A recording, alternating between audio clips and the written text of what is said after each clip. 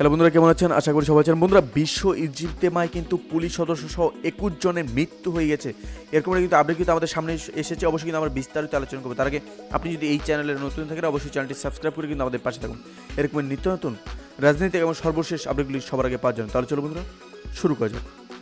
বিশ্ব ইজতেমার প্রথম পর্বে কিন্তু আজ বিকেলে পর্যন্ত কিন্তু 21 জনের মৃত্যু হয়েছে। এর মধ্যে কিন্তু একজন পুলিশ সদস্যও রয়েছেন। মারা যাওয়া ব্যক্তিদের ব্যাপারে ইজতেমার প্রথম পর্বের মিডিয়া সমন্বয়কারী হাবিবুল্লাহ রোহান জানান যে ইজতেমা ময়দানে 13 জন দায়িত্ব পালনকালে পুলিশের এক সদস্য ও ময়দানে আসার পথে 7 জন সহ মোট 21 জন মারা গেছেন।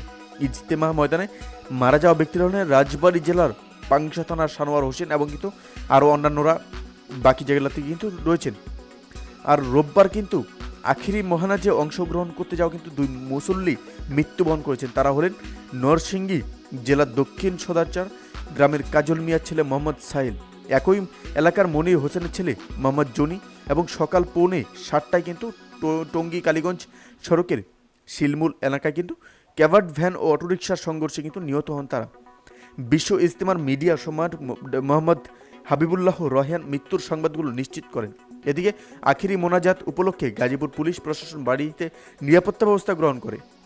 আর এদিকে প্রসঙ্গত 57তম বিশ্ব ইজতেমার প্রথম পর্ব শুরু হয় 2 ফেব্রুয়ারি। আর এতে বিশ্বের 72টি দেশে 8,000 বেশি বিদেশি মেহমান অংশ নেন।